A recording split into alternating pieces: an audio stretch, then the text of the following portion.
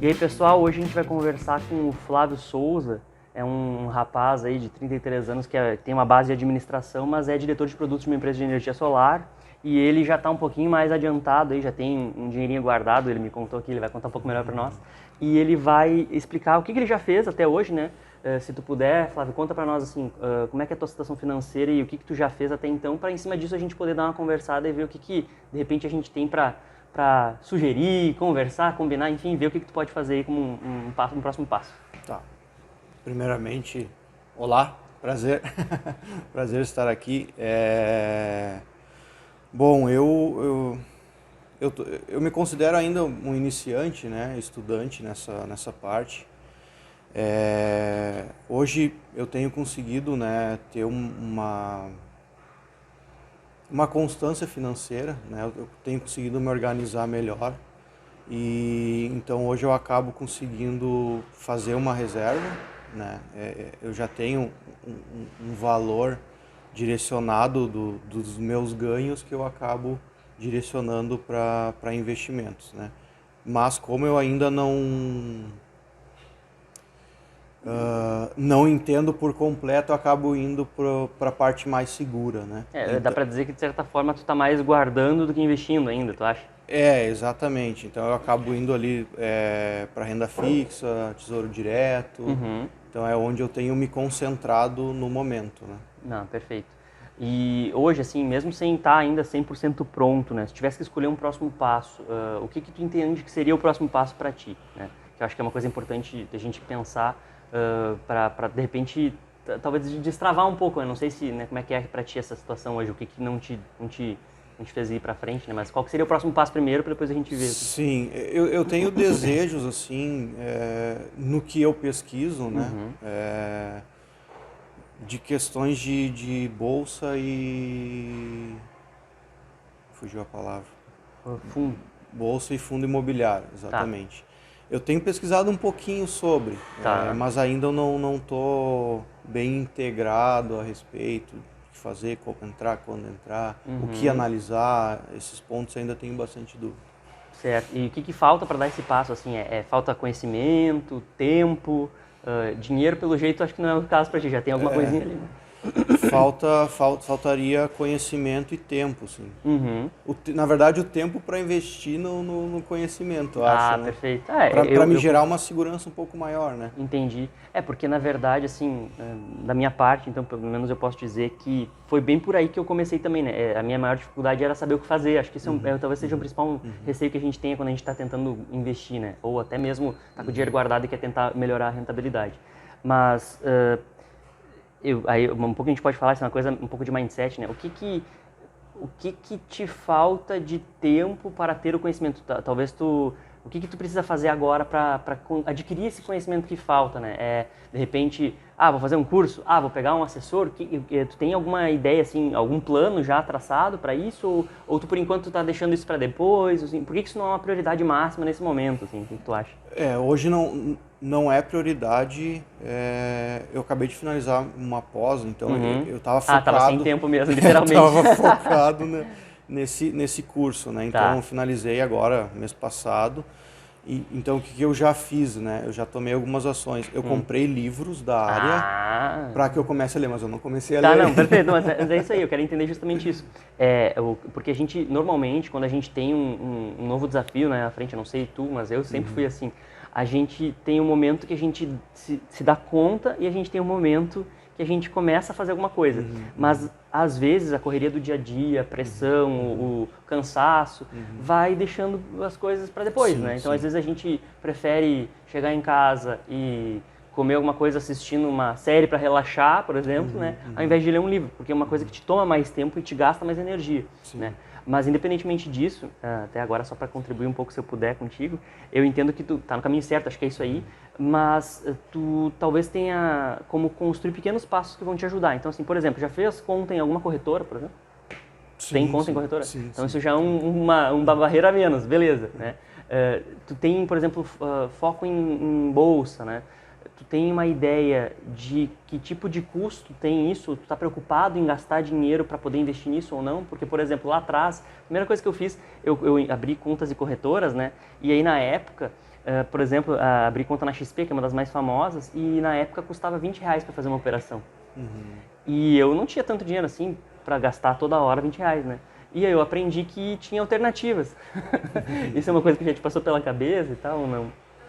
Cara, eu sei que tem custo, mas eu não sabe entrei quanto. ainda Não, quanto perfeito. e não estudei sobre isso. Porque ter a conta na corretora não tem custo nenhum, né? Mas a operacionalização interna, muitas vezes, é uma coisa que pode ser penoso. Para mim foi na época, porque na época era muito pior. Hoje em dia tem muitas opções gratuitas, inclusive de corretagem, né? Sim. Mas é uma coisa que eu só te perguntei porque eu acho que é uma coisa importante. Para mim foi, né? E, inclusive, assim, na época, hoje em dia a gente tá cheio de banco digital, que faz transferência TED gratuita. Mas na época eu me lembro que eu fui, sei lá, uma das primeiras pessoas que eu conheço que abriu uma conta no Banco Inter, porque era o único que ainda tinha como fazer TED gratuita, né? Então, assim, toda vez que eu fosse passar um dinheirinho, que não era muito, ia comer lá um pedacinho. Então, todos esses detalhes básicos, assim, acho legal que tu já tenha algumas dessas coisas avançadas, porque às vezes é o que impede uma pessoa de fazer. Eu não vou fazer uma transferência aqui de 5 pila toda vez que eu for passar dinheiro dentro desse negócio, né? Ou até mesmo assim, pega o Nubank. Eu fiz um vídeo recentemente estudando algumas coisas. O Nubank hoje tem dentro dele, ele comprou a Isinvest, né? E ele tem dentro dele a parte de investimento. Só que ele não é vinculado no mesmo aplicativo.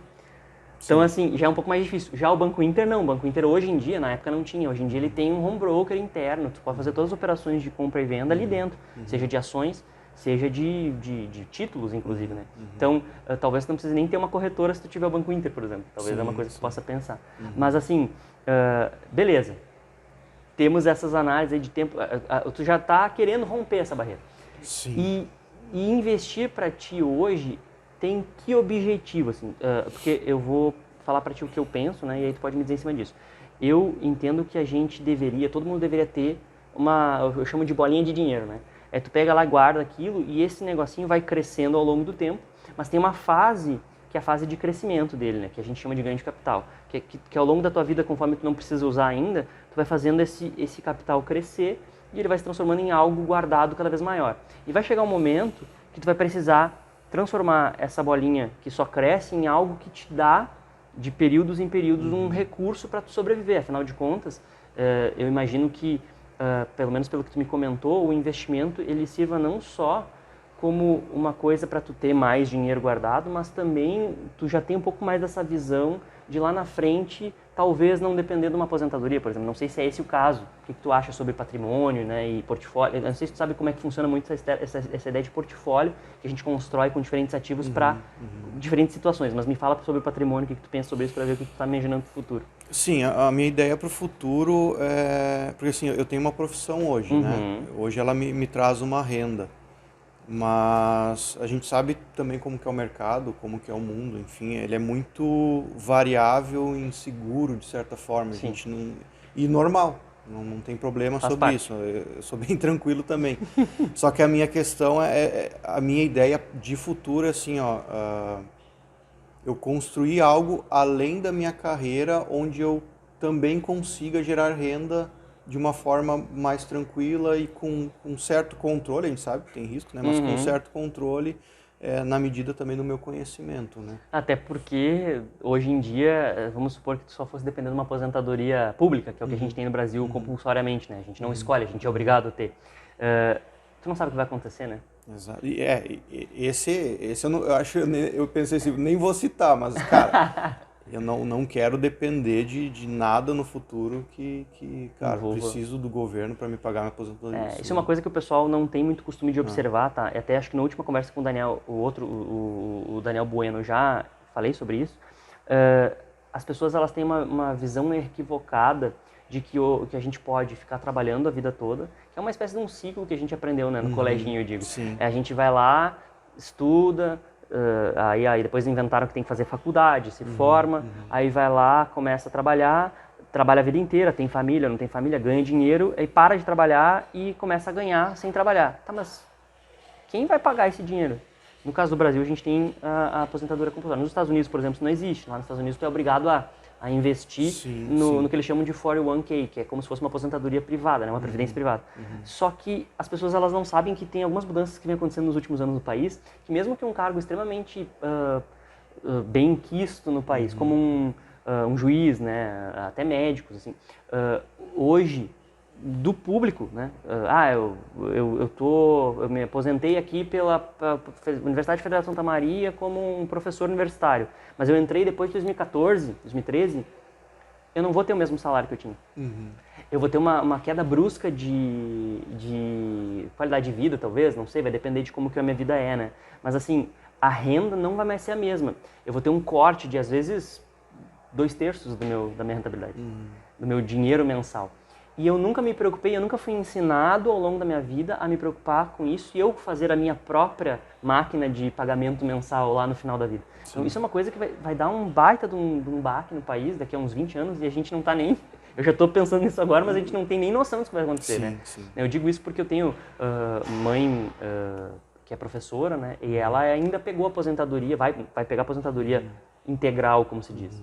Só que isso não é um benefício que não vai mais existir para todo mundo, entendeu? Então a gente tem tetos de ganhos e ninguém nunca parou para pensar nisso que você está falando, eu suponho, né? Poxa, como é que vai ser a minha aposentadoria lá na frente? Azar, o governo que se vire. Não, mas o governo não vai se virar, ele vai te mandar tu te virar, né? Então é super importante essa tua preocupação. Mas aí para dar um passo a mais, então, quem sabe eu consigo te ajudar. Sobre a questão dos investimentos, então, eu entendo que tu já está com alguma coisa acontecendo, que é legal que tu tenha isso, mas talvez possa te ajudar bastante a ter uma visão de portfólio. Não sei se tu já ouviu falar sobre isso, mas é o seguinte. Quando eu comecei a investir, eu também fiz como tu. Fui aos poucos colocando dinheiro nas coisas de renda fixa e vendo como é que aquilo funcionava. E claro, daí comecei a fazer aquelas brincadeiras. Vou botar um dinheirinho numa coisa de ação aqui.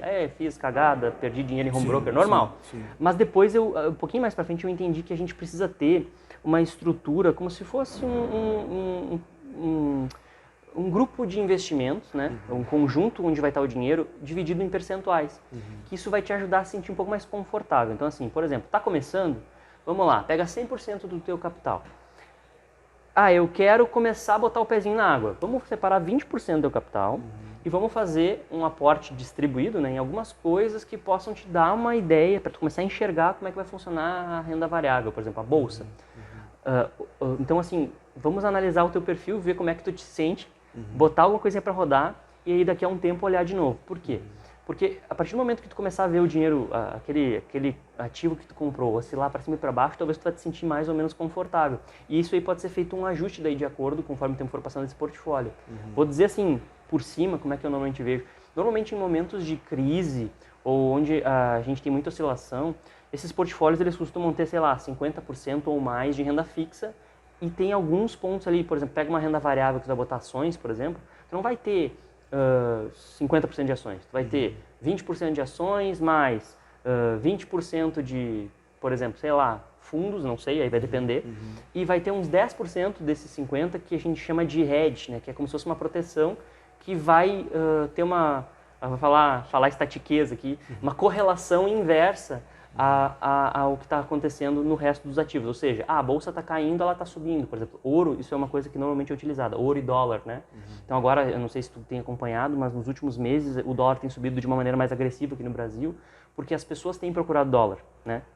No longo prazo, agora ainda não é o momento, mas as criptomoedas têm uma intenção de se transformar numa coisa desse tipo, mas ainda não é o momento. Elas ainda oscilam muito com a tecnologia, então ainda não funciona muito bem como uma proteção. Mas o ouro, dólar e outros tipos de minérios normalmente são utilizados para isso.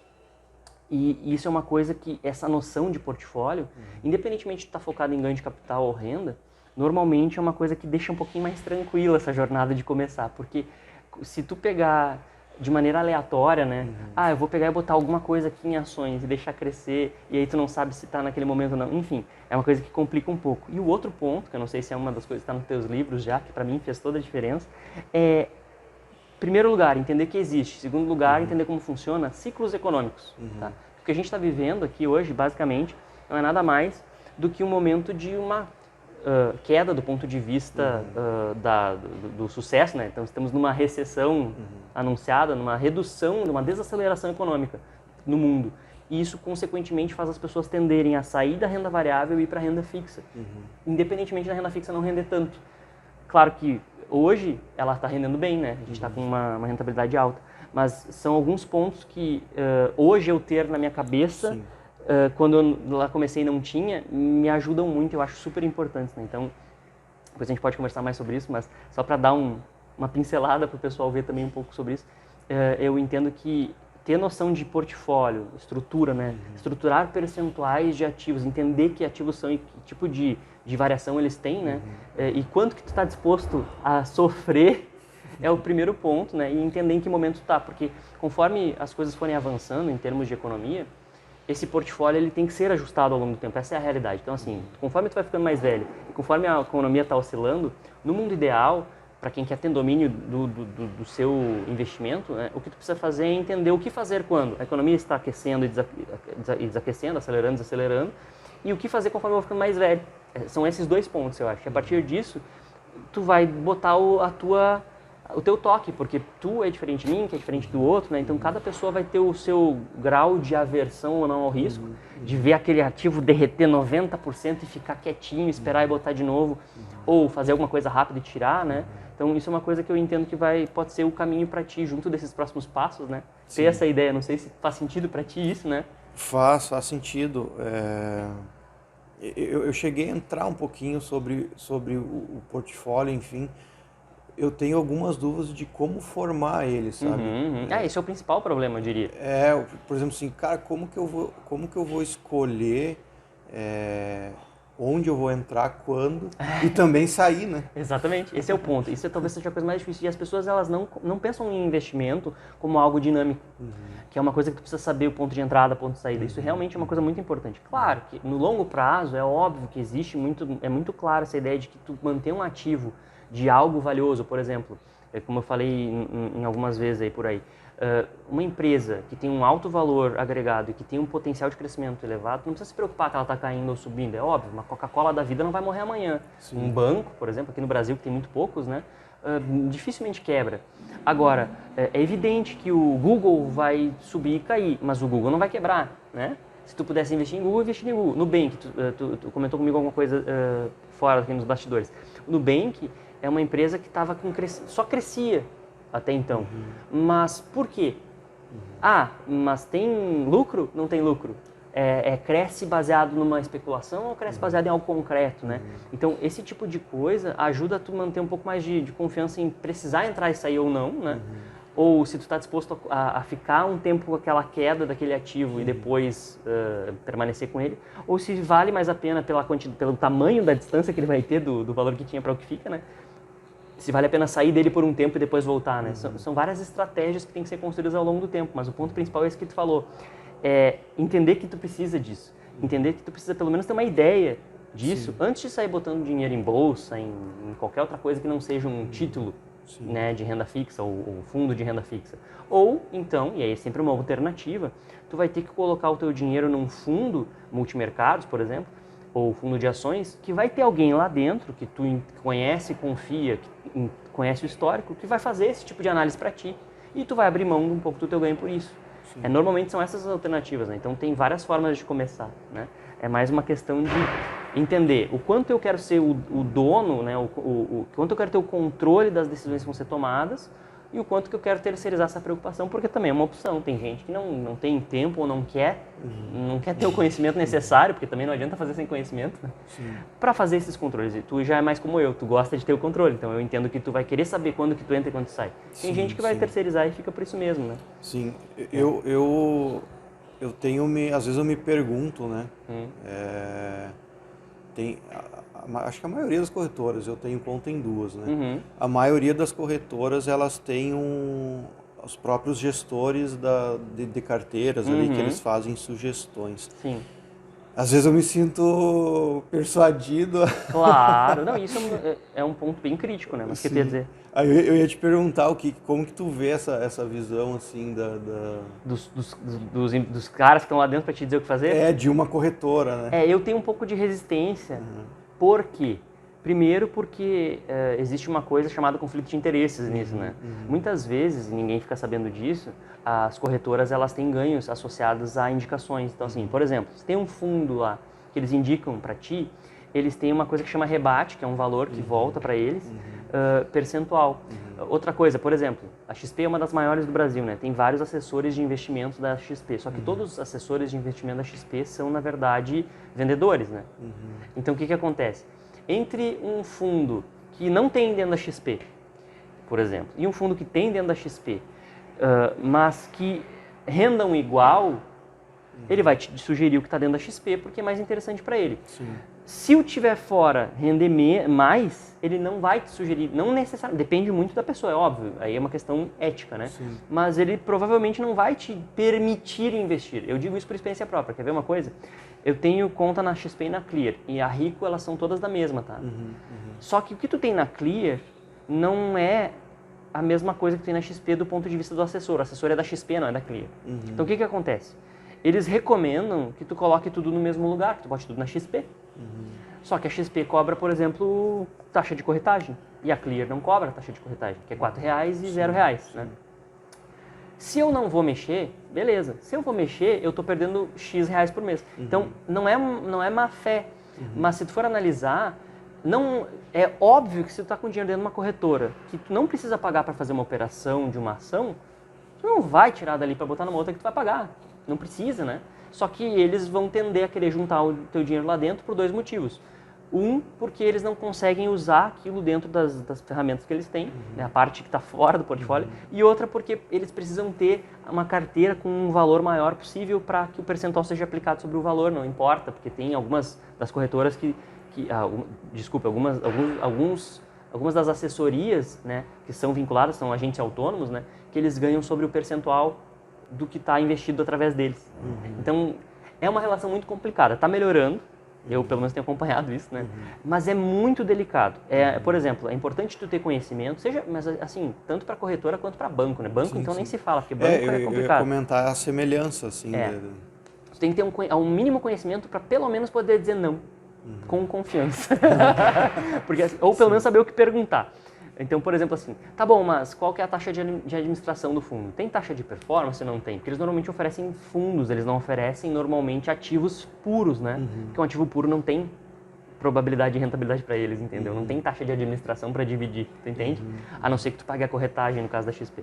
Então, assim, saber fazer as perguntas certas talvez seja o grande segredo para não correr esse risco, porque tu pode ser assessorado sem problema nenhum, ouvir a opinião e não tomar uma decisão baseada só na opinião dele. Ele vai dar algumas sugestões e vai dizer assim, não, legal, isso aqui que ele disse eu concordo, isso aqui eu não concordo. Então, dessas 3 coisas que ele me disse, essa aqui eu vou fazer, e as outras 2 eu vou descartar por X situação, né? Sim. Eu acho que isso que tu está falando é super importante, sim, porque uma das grandes bandeiras que as researchs do Brasil falam, né, usam, é que existe conflito de interesses e normalmente as pessoas que fazem indicações não deveriam fazer indicações porque elas são vendedores. Esse é o ponto-chave, né, de uma corretora e de banco, né? E, enfim, a gente tem inúmeros exemplos aí. Eu vou te dar um exemplo para tu ir embora hoje feliz que não aconteceu contigo. Né? Tem a minha avó, por exemplo, né, ela, dentro de um banco aqui do Rio Grande do Sul, ela foi indicada por alguém a fazer uma previdência do banco, com valor alto, tá? Só que ela já tinha 84 anos. Aí eu te pergunto, que sentido faz uma pessoa que tem 84 anos fazer uma previdência PGBL, que não sei se você sabe o que significa, mas eu vou dar só uma informação para o pessoal não ficar perdido aqui, que significa que vai ser aplicado o imposto sobre o valor total e não sobre o rendimento do período, sendo que provavelmente ela não vai ter um período de vida tão mais longo assim, do tipo 50 anos, para esperar ir até o mínimo possível e para aproveitar os benefícios que o PGBL dá na hora de declaração de imposto de renda, vírgula, sendo que ela nem sabe utilizar isso, entendeu? Então, as pessoas elas indicam produtos muitas vezes porque tem meta, e não sabem o que estão fazendo necessariamente, né? Dentro de um banco às vezes. E a pessoa que está lá na outra ponta recebendo essa sugestão sabe muito menos. Então, é muito complicado, né? Muito delicado essa relação entre quem está oferecendo o produto e a pessoa que está comprando o produto e a indicação ser feita pela pessoa que vende. Aí, tipo assim, vem cá, tu quer contratar o meu serviço? Meu serviço é tribom. É óbvio que eu vou falar bem do meu serviço, né? Sim. E eu vou ganhar com isso. Então, acho que, para fechar, a coisa mais importante desse ponto que tu levantou para mim é: não quer investir por conta própria? Ok, não tem problema, é super legal. Mas tenha um mínimo de conhecimento para não cair nessas pegadinhas que tem por aí, né? Sim. Não sei se se a gente extrapolou o tempo ainda, mas eu vou dar um tempo para o Flávio para não ficar incomodando ele. A gente vai conversar em outras oportunidades, tenho certeza. Então eu quero agradecer a ele pelas informações, pela oportunidade e dizer para vocês que a gente fica para a próxima aí com mais informações e conhecimento e dicas aí do pessoal que já está botando a mão na massa, tá bem? Obrigado. Obrigado, Flávio. Valeu, obrigado.